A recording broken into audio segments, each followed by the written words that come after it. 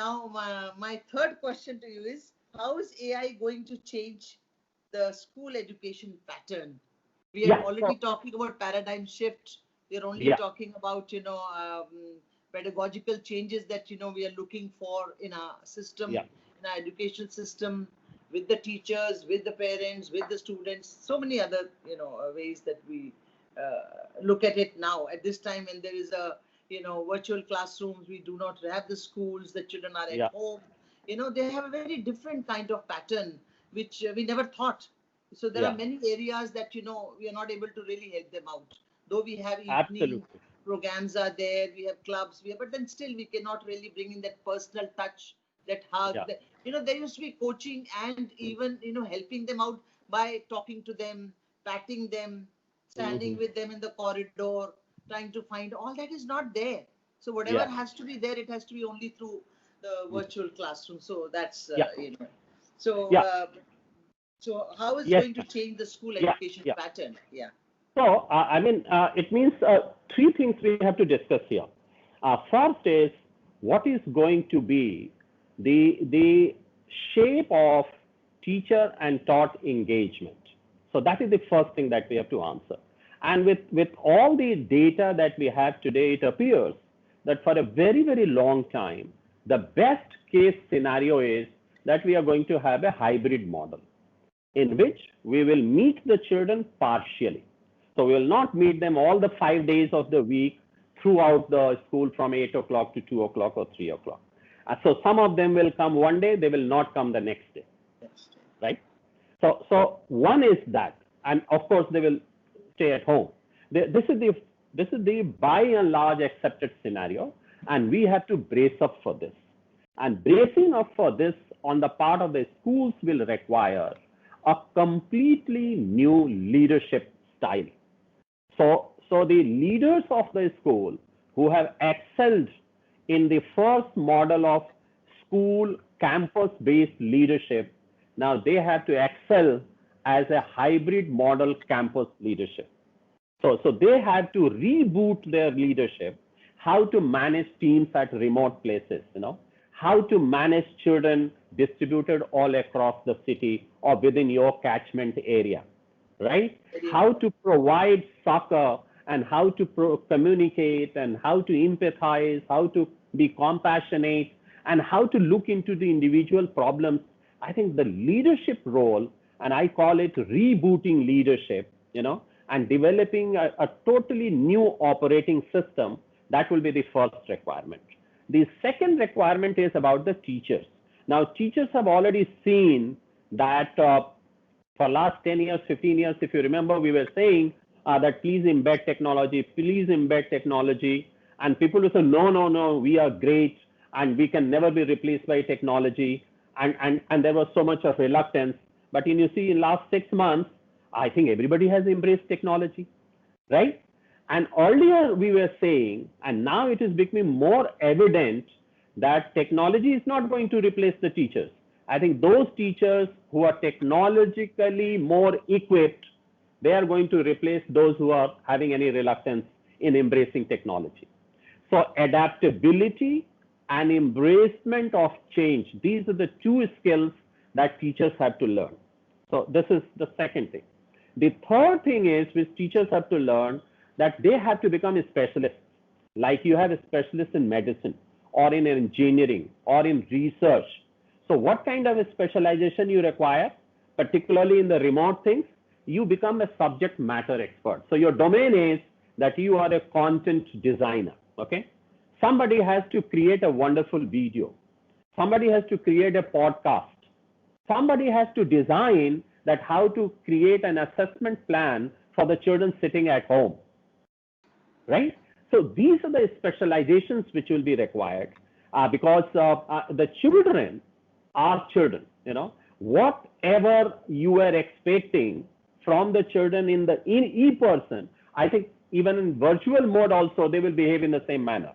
So their level of motivation, their participation, their cooperation, their interconnectedness, everything will change.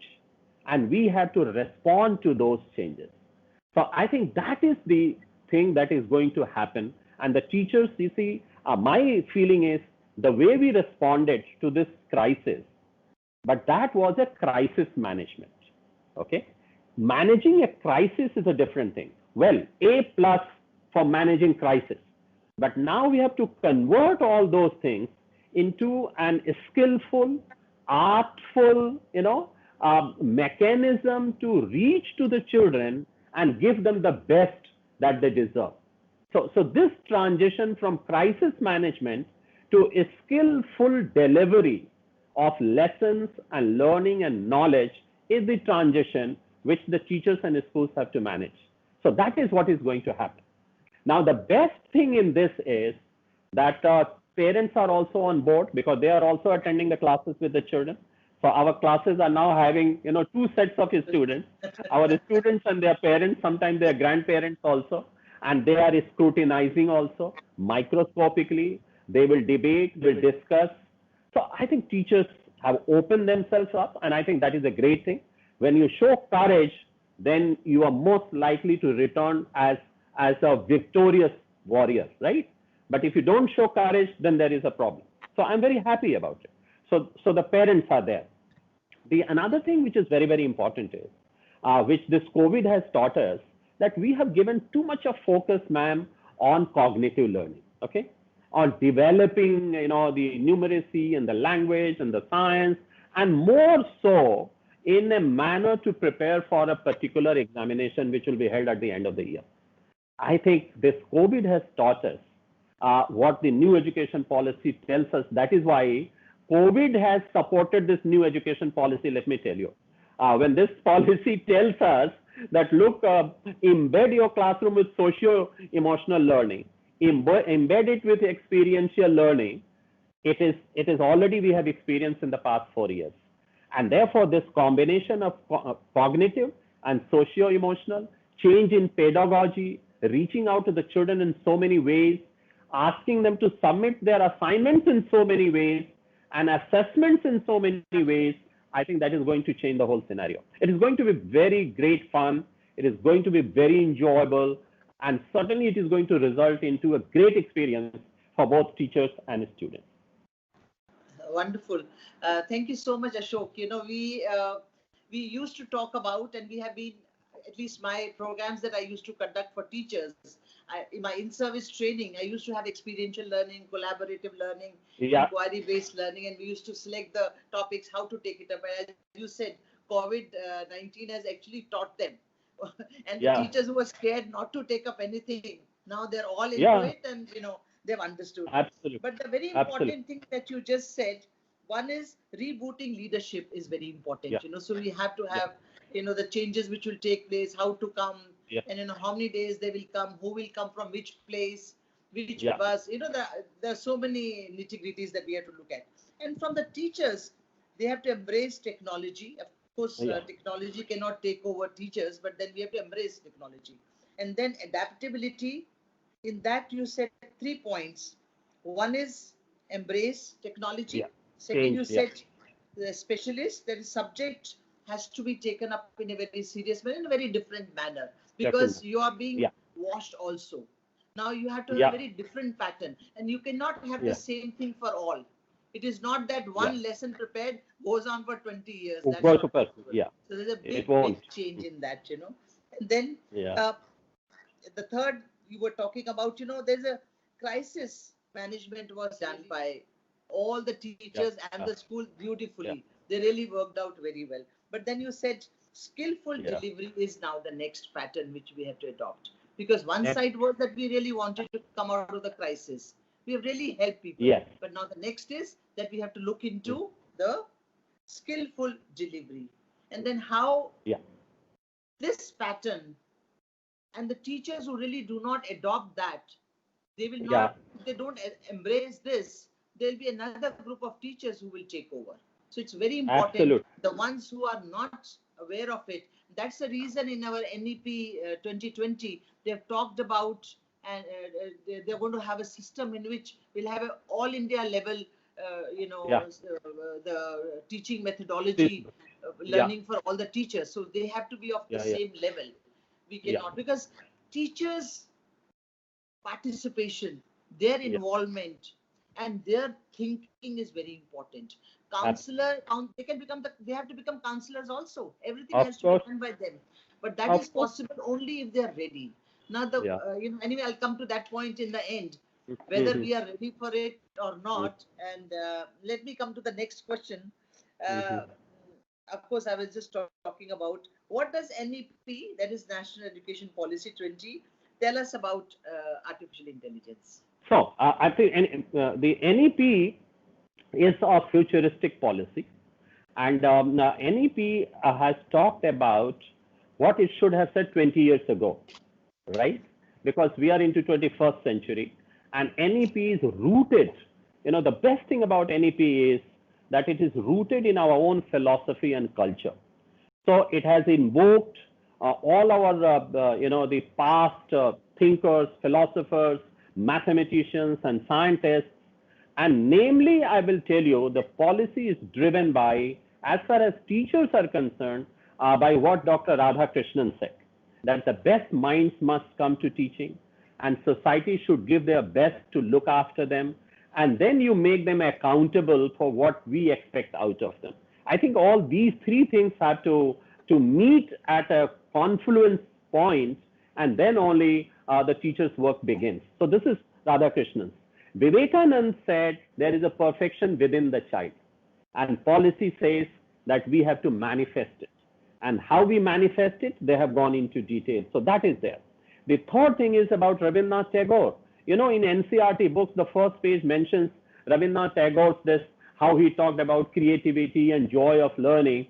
And this policy is again saying that, okay, please let us invoke that. And we have ignored it for a very, very long time.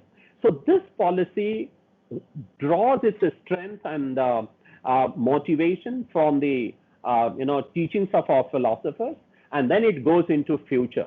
So the future skills and the future of the world is in quantum computing. Many thousand times speedier computing machines, and many times more powerful artificial intelligence driven solutions. You see? So we have to be ready for that. And for that, it is necessary that right from the beginning, we start teaching them as a language. You see? Because all computing system is also a language. So whether it is a coding, or you go to Python, or you go to any other language system, I think that our children have to be very, very efficient in that. And luckily, the researchers have shown, we know it, it is very easy for children to learn languages rather than you start learning when you have become an adult. So catch them young phrase is now reduced further. Catch them young when they are children, right? Not when they are 21 years or 18 years. So NEP talks about it very well. And NEP goes on to extend it that our skill-based education system, both at the school level and the college level, should be rooted in 21st century learning. And 21st century learning has got three components. The one component is learning and innovation. And there they talk about 4 C's, which we talk about: collaboration and communication and creativity and all that. But the second thing is, which is very important, information, media, and design. And in this digital technology, digital literacy is all coming in. You see, on 15th of August, the Prime Minister announced that in next 3 years, that is in 1,000 days, the entire village system in the country will be connected through a high band internet system. So because that is the future, right? Because if every child does not have access to technology and access to a device, I think we will not be able to do all these things. So NEP talks about that. And I'm very, very happy that it was 3 or 4 years ago it was announced, but I think there will be more seriousness now, that Operation Digitization. So we have to take it at a mission mode, and we have to invest heavily in connecting all villages through a fiber optics to make the high speed internet connectivity run through it. And then only we will be able to dovetail all these things that we want in the NEP. So that process will be on. I'm sure we will not lag behind there also. Yeah. Thank you, because this was a very important point in mind that, they do not have connectivity. See the Yeah, villages or the places, how do they really reach out? How do the teachers absolutely. reach out to them? So as you said, Yeah, NEP has elaborated and they have talked about it. Hopefully, yeah. because without it, it has no meaning. Then It it is is no only meaning. for a very class. It's only Yeah, for a selected group, say 10%, 20%. The rest of yeah, 80% will not have anything. So yeah. once, yes, It will expose our inequality further. That is the problem. Yeah, and as you said, to catch them young, they yeah. have to get into technology and understand all the coding and Python and all those the languages that we used to, I think the children were learning at the high level, say class 11 or class 12. Now it has to Yeah, start. And when we are talking about skill based programs, I think this yeah. can start from class 6 onwards, that Of course. we have one of the point in this NEP is about, to have some skill Still, from yeah, class 6 onwards. I think this also yeah. is Of really course. going to help. Yeah, And the most important part, because the teachers are very, very important. Without them, we are zero, because they yeah. are the one who are really going to reach out to children. Yes, So yes. we have to get a good quality teachers, and the Yeah. teachers who are open-minded, not Open-minded. closed and say that we know everything. Yeah. Actually, now we have to redo the whole thing again, relearn. Of First, course. I first mean, is to forget and then now to relearn everything. So we have to have a lot of teachers, yeah, the teachers who are ready to adapt themselves. They're able to take it up seriously, that there is a paradigm yeah, shift. So it cannot be the same old system that we had earlier. yeah. If they are able to Absolutely. come out of it, and another point, if we can have actually proper in-service training for them. This I've been Oh, telling yes. everybody. See, we need to, sometimes they want to do it, but they Yeah. don't know how to do it. So Know how to do. innocently, they are not able to, reach out to children.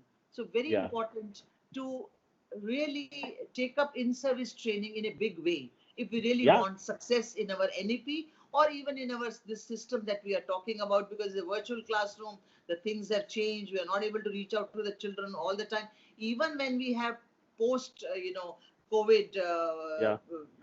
19, we really reopen the Yeah. schools. Whenever we Yeah. reopen, things are not going to be the same.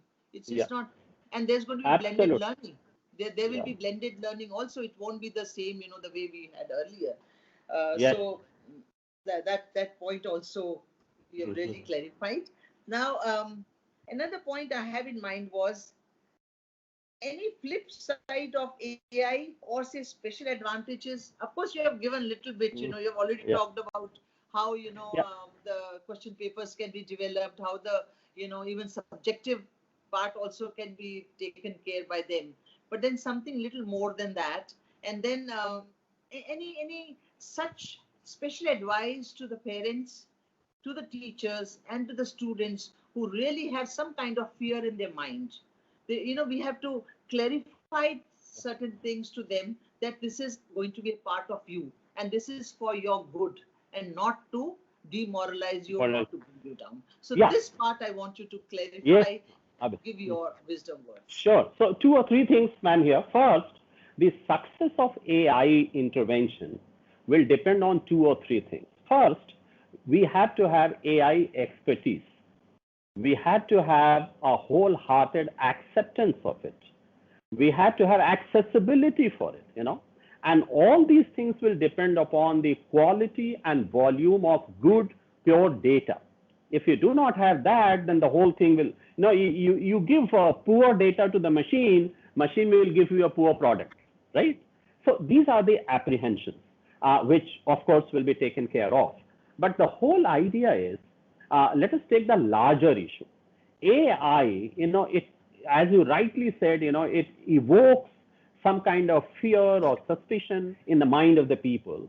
And that happens with any scientific discovery or invention. I will quote you a Buddhist proverb here. And the Buddhist proverb says that every human being has been given a key to the heaven, but the same key also opens the door to the hell. You get my point? Yeah, yeah. So see, so what does it mean is it has got both. You see, after all, nuclear energy, fission and fusion was not meant for targeting Hiroshima and Nagasaki. You see, so so the flip side of any invention will always be there.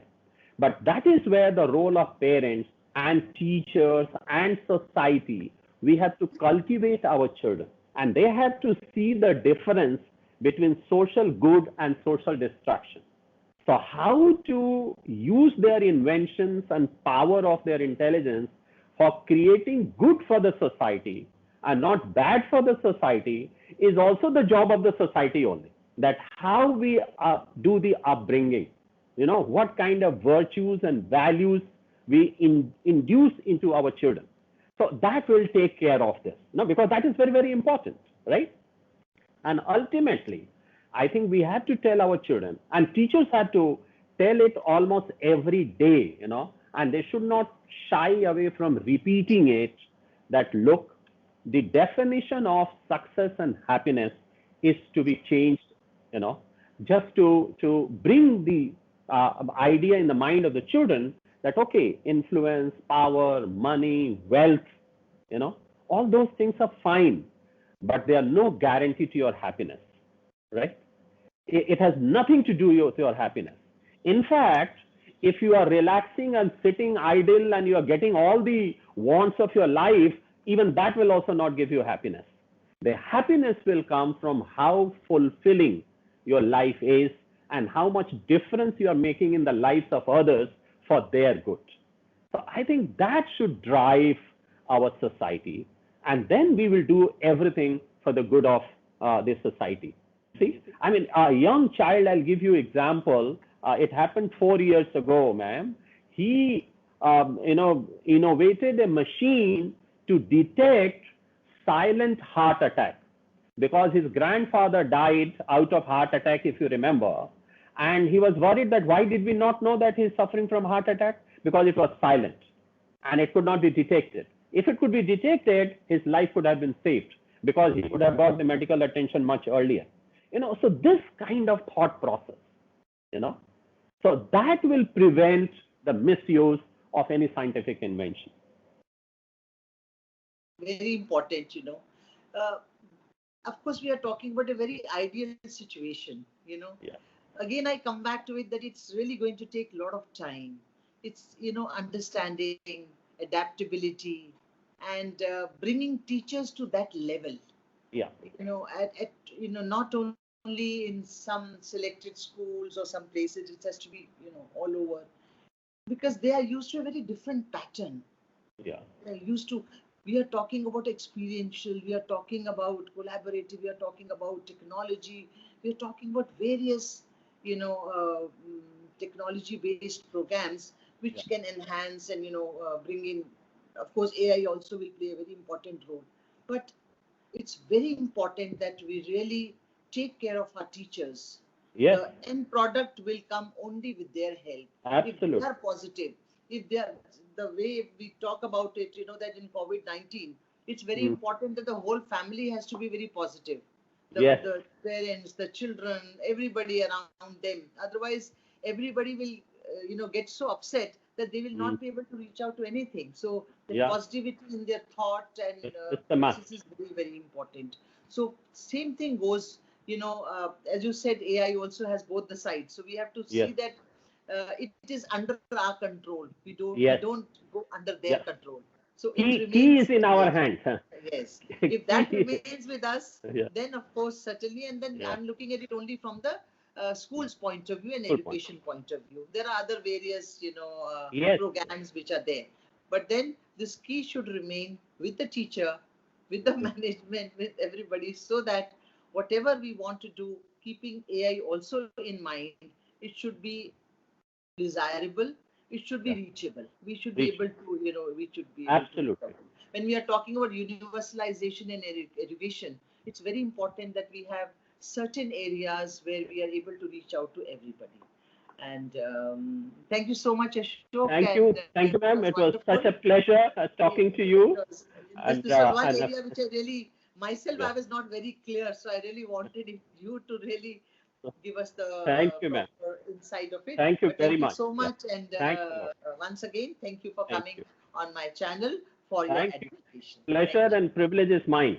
Thank you.